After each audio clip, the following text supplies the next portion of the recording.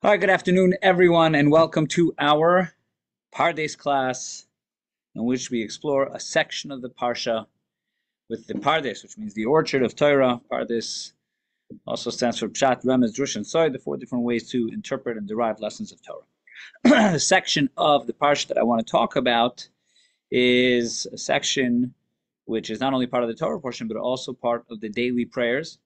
In fact, we recite this prayer morning and evening as part of the Shema. This is the third paragraph of the Shema.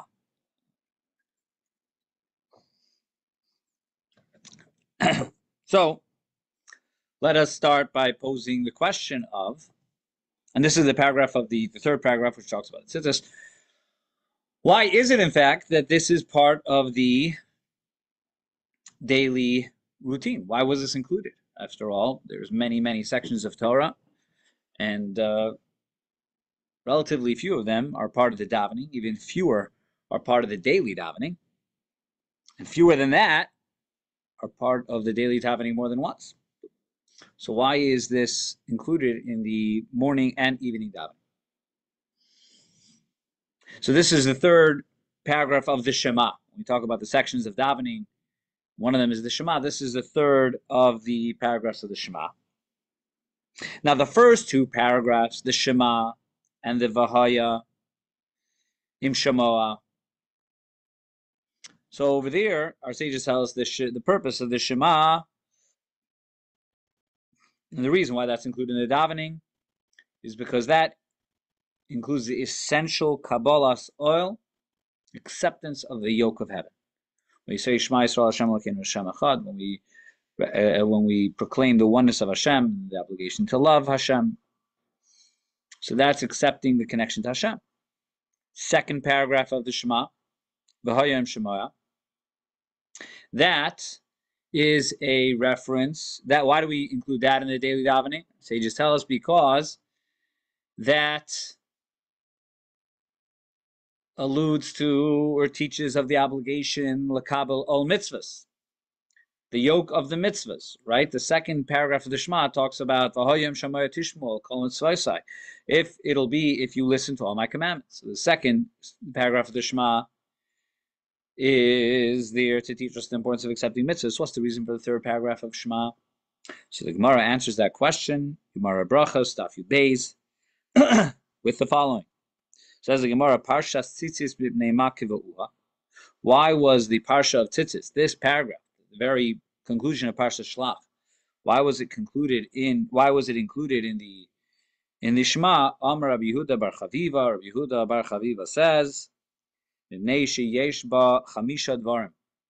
because there are 5 important ideas that the third paragraph of the Shema includes, and those 5 make it worthy enough that it should be included in the daily prayers, again, not just once, but twice. Those of us who recite the Shema when you go to sleep, which you should, so you recite it a third time. So generally, this is recited at least 3 times a day by those who daven. Could be recited even more for those who say the Shema before they daven. What are the 5 things that are in the Parsha Tzitzis? They are mitzvah Tzitzis. The first is the mitzvah of Tzitzis. That is reason number 1. Idea number 2 that's mentioned in the third paragraph of the Shema is Yitzias Mitzrayim, going out of Egypt. Going out of Egypt is a key ingredient to Judaism and one that we live with every single day. So you have Tzitzis, the mitzvah Tzitzis, going out of Egypt. Oil mitzvahs, accepting upon ourselves the yoke of mitzvahs. Where do we see that? The words, so you will see the Tzitzis, Uzachartem as kol mitzvahs Hashem, and you'll remember all the mitzvahs of Hashem. So that is a third idea within the Tzitzis. The fourth idea that this parsha includes is Da'as Minim. The Da'as Minim here, Da'as Minim, which means literally Da'as Minim means the opinions of heresy. And the Shema, in the third paragraph, warns us against following opinions of heresy. Now, this is not very If you read through, you may not notice this. That's why you have to come across the commentary where that is included. But nonetheless, that is issue number 4. And finally, the last two things I think are, yes, go ahead. Do you say das or dat? I'm sorry. You're right. In da'at, dalid ayin taf, da'at, the opinions of or the philosophy of heresy that we should avoid. That's number 4. And number 5 is hir her avera v'hir her avodah zara. Thoughts, sinful thoughts, and idolatrous thoughts. So the third paragraph of the Shema includes a warning against those as well. So that's why this is included in the daily davening, because of those 5 essential ideas that one should keep in mind on a regular basis. Okay, so that is the that is why this is such a, and we say I shared this before we get to this text to highlight how important this text is. I mean, all of Torah is important, but this was important enough, furthermore, that this age is included in the davening. Now let's go to the section of the Torah. Vayom Hashem el Moshe lemer. And God spoke to Moshe saying,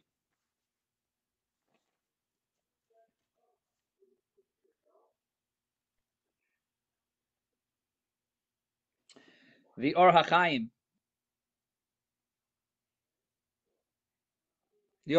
says that the word Vayomer Hashem el Moshe is not the common terminology the Torah uses. What is the more common terminology when Hashem gives a mitzvah? Anyone? What is the common preface to a mitzvah? When God says to Moshe to tell the Jewish people, what are the words?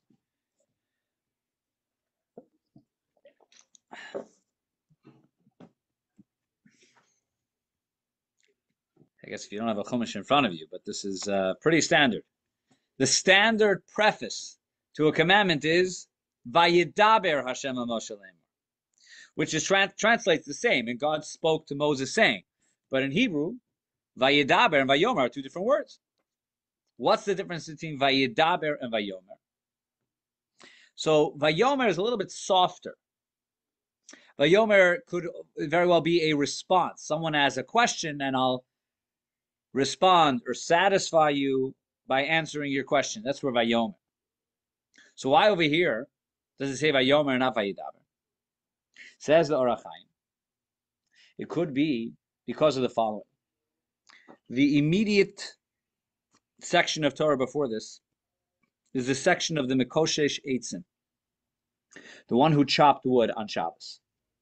And he was placed in a prison, didn't know what to do, and then the punishment was handed down. It was capital punishment for his sin. So Moshe saw that episode, and he was concerned. He was bothered. And he turned to Hashem, and he said like this. He said, because this sin happened on Shabbos, he said, when it comes to the weekday, I know how the Jew will be reminded of the presence of Hashem and won't sin, and that is the tefillin. The tefillin, which is really an all-day long mitzvah, Moshe Rabbeinu says, okay, during the weekday, the tefillin will be the reminder to serve you and to not sin. The problem is on Shabbos we don't wear tefillin. So he turns to Hashem, he says, and he was just experiencing someone who was killed because of a sin committed on Shabbos. So he turns to Hashem and says, on Shabbos, how do you expect the Jewish people to be reminded of the presence of Hashem, and therefore to have that added warning against sin? And it's to this question that God now responds, Vayomer Hashem, and then God responds. Not Vayidaber. Vayidaber is the beginning of a new commandment. Vayomer over here is Moshe responding and satisfying Moshe with an answer to his question, or more so his concern. Responding to his concern and saying, Shabbos, you also have a reminder. And that reminder is the following mitzvah, which is the mitzvah of Tzitzis, which is a mitzvah on Shabbos. So that's how the Or HaChaim explains how the wording Vayomer instead of Vayidaber. What is that mitzvah? So let's go to the next verse, verse number 38. Daber al bnei Yisrael, speak to the Jewish people. V'asu v'amart aleim, and tell them, v'asu lahem tzitzis, they shall make for themselves tzitzis. Al kanfe bigdeim, on the corners of their garments, lidarosam, throughout their generations. V'nosnu al tzitzis hakonof pesil techelas, and they shall affix a thread of sky blue wool on the fringe of each corner. So the mitzvah of tzitzis, and every tzitzis should also include a thread of techelas, of blue wool. Where does the word tzitzis come from? It says Rashi, tzitzis is connected to the word strands. Al shem hapsilim atluyim ba. The strands are called the tzitzis, as the pasuk says, "Vayikacheni betzitzis roshi." We find elsewhere the word tzitzis is used for a different context, not for the tzitzis, but rather for the braids of hair. That he took me by a lock of my hair. So you see that here too is tzitzis. The idea of strands are tzitzis. So that's the first thing Rashi says. There's another meaning to the word tzitzis, which is uri'isem. Rashi says, tzitzis al shem uri'isem oisem. You will see the tzitzis. K'moi meitzitz min hacharaki. Meitzitz means you were peering from the charakim, translated here as lattices, shir. So the word tzitzis has two meanings. One is strings, one is viewing, or like peeking out, and both are connected to tzitzis. One is because it's strands, and secondly, because as we're going to see, the idea of tzitzis is very strongly associated with seeing the tzitzis. What is tchelas? Tchelas is a unique dye of the chalaza, and that's subject to its own topic and a fascinating contemporary discussion about the power of what exact, do we know what this chilazon color is? Do we know what tchelas is nowadays? Some say yes, some say no. It's a pretty interesting discussion. Not something that I'm very familiar with, but I know that there's even books about it, whether we know what tchelas is or not, which is why today you will come across some who have that blue strand in their tzitzis, some who do not, and it has to do with whether we can know what the proper tcheles color is nowadays. Verse number 39.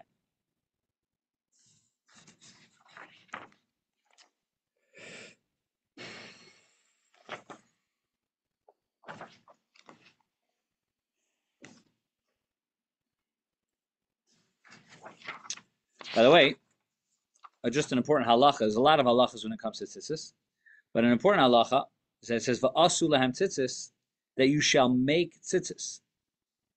So from here we derive that a concept in halacha called tasev v'lo mina asu.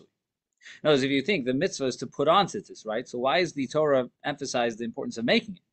They should just say, "Da'ava Yisrael, speak to the Jewish people, but love shoot tzitzis," and they should wear tzitzis. Why is it mentioned that va'asu? From here, the Talmud derives that you have to make tzitzis. But if you have tzitzis which were already made, for example, let's say you have a garment with tzitzis hanging across on it, but the problem is that one of the corners is rounded. So you have tzitzis in all four corners, but one of the corners is actually not a corner, but it's rounded. In which case, this is not a beged, it's not a garment that's obligated in tzitzis. So you say, okay, no problem. I will go to that rounded corner and I will cut a corner into it. I will turn it into a corner. And you do so, and now you have four tzitzis hanging from a beged which has four corners. Halachically, that is not a kosher pair of tzitzis. Why not?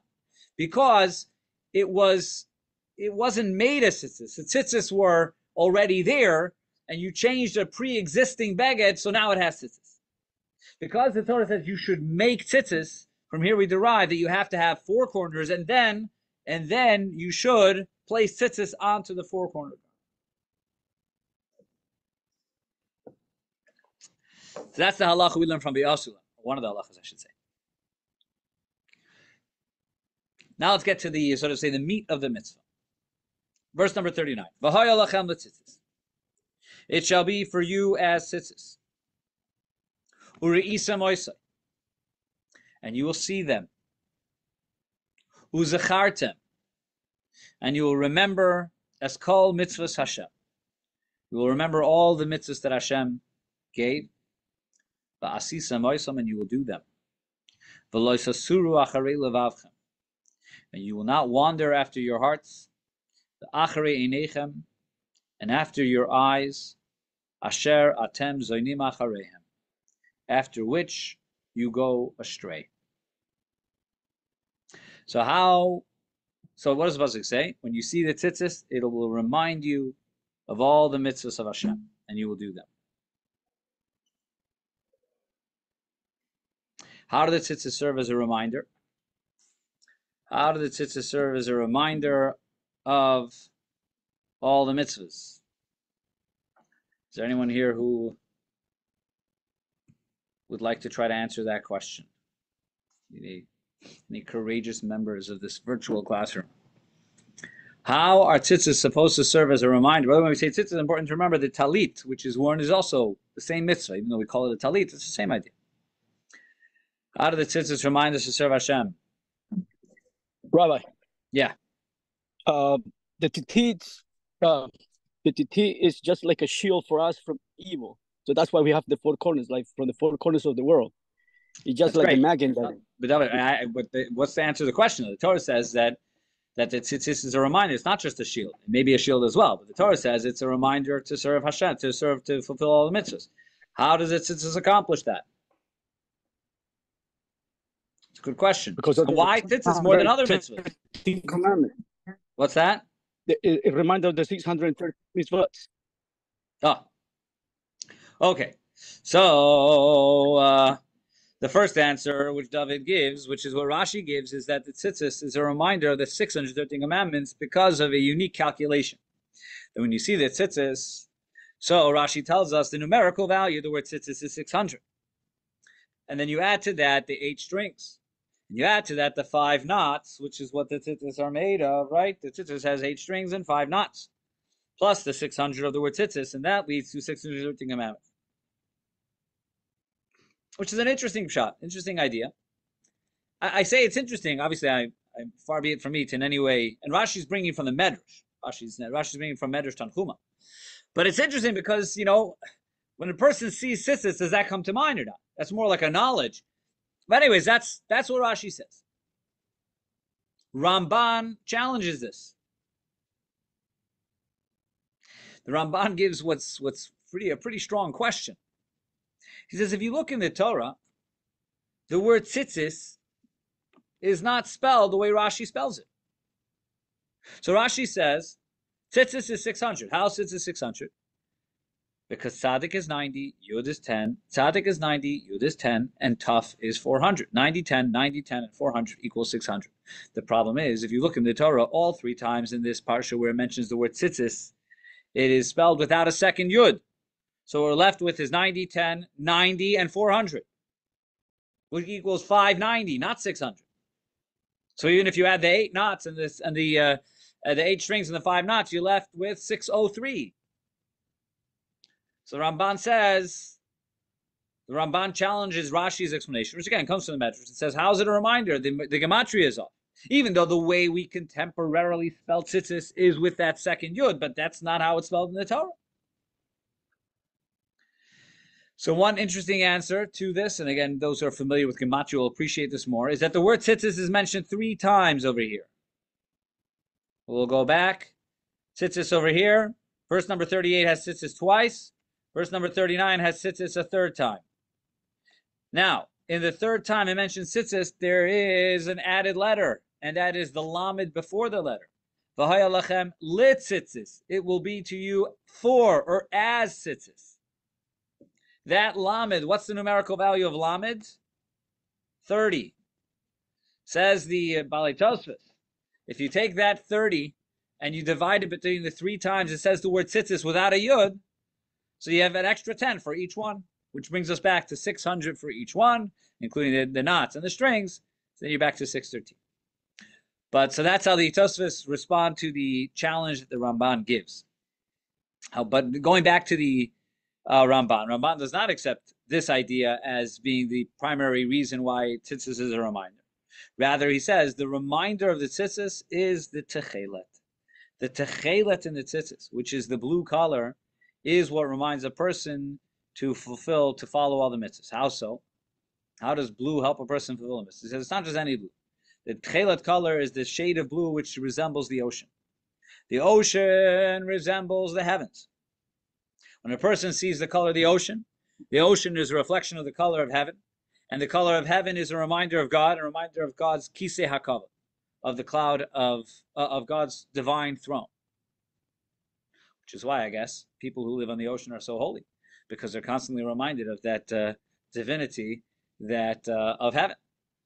But be that as it may, Ramban, his understanding of Isa Moshe Zachartam, you see this, you will remember, is a reference to the coloring. I think it bears mentioning that I think there's another idea here which would resonate with me. And there's a Gemara which shares, it's a fascinating story. It's a how do you say, it's one of these provocative stories in the Talmud, which talks about there's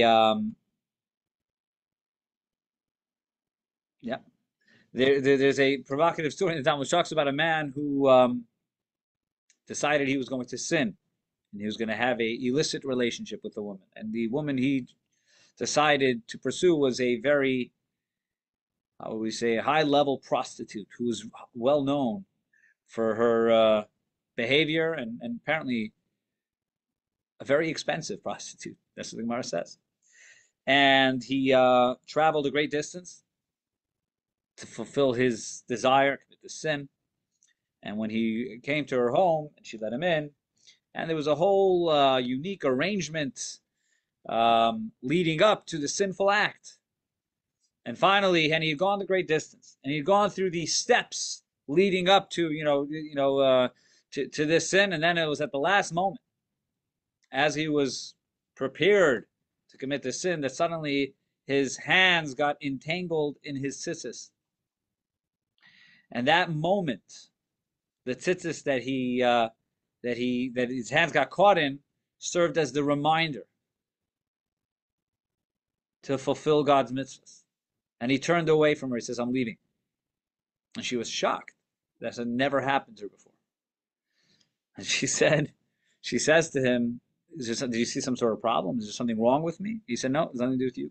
I've never seen you're as beautiful as can be." He says, "But this is simply my Torah. I have a mitzvah which is a reminder to serve Hashem, and it's that mitzvah which came back to remind me. It's that, I forget the exact wording in the Talmud. It's a very poetic idea. It's witnesses, God's witnesses, and now this is my. So now I am. That mitzvah is a reminder." So it's a very interesting ending of the Gemara. She was so impressed by this that she eventually converted to Judaism because of that. And the Talmud says she ended up marrying this guy in a proper holy union of marriage. She married. But the point, though, is that I think that leads to a third point, which is that the tzitzis technically surround the human being, surround the body. And therefore, many sinful behaviors is the indulgent pursuits of the body. And therefore, on a very basic level, seeing the tzitzis and wearing the tzitzis is a way to contain our pursuits, contain that which our body perhaps would lead us to want to do. And I'll conclude with one more story. And this is something I shared many times earlier this year, because earlier this year, I went around different schools and projects. We made tzitzis together, which I brought to Israel, gave out to the soldiers there. But one of the stories which was shared in the aftermath of October 7th, which took place on October 7th, was the story of a off-duty Jewish police officer who ran to help. And as he was running, he ran back and forth and assisting people, helping people. And then at one point, he was injured in his leg, and he was actually bleeding out of his leg to the degree that he had to just lay down. As it turns out, he laid down in an area where there were terrorists who had been killed laying nearby. And at some point, after he was laying there for a little bit, a group of soldiers came, IDF soldiers. And as we know now, there was a whole lot of confusion. And there was a whole lot of fear, because there had been, terrorists had taken uniforms, terrorists had taken Israeli ambulances. It was just horrible. And therefore, there was a certain urgency to to neutralize any potential threat. And as they were going through this area, they were neutralizing the terrorists in the area, and he was laying among them. And there was someone who was shooting at that area, and then someone said, "Stop." He said, that person is one of ours. And he said, "How do you know?" Because he wasn't wearing a uniform; he was just an off-duty police officer. He says, "Because I see the tzitzis that are coming out of his clothing." He says, "That's only our people wear tzitzis." I remember this story with a name. It's not just like a random hearsay story I heard. There's actually the name of the person whose life was saved. So there's one story in a day which is very painful. There were miraculous stories, and one of them is this man who was saved because of the tzitzis that he was wearing. Anyway, this mitzvah, that would conclude this mitzvah, is a very important mitzvah, a very unique mitzvah. Obviously, it's a mitzvah that only men observe, although we have historically, and it's another interesting topic, we do have historically women, certain righteous women who wore tzitzis as well, even though it's not an obligation for them. But as we can see over here, it is a very profound mitzvah. We didn't even get to the second half. We'll get to that next time. The second half of the mitzvah, which is the idea of the various reminders that the tzitzis has to offer. So with that, we'll conclude this this topic. Next week, God willing, join me as we study the upcoming parsha.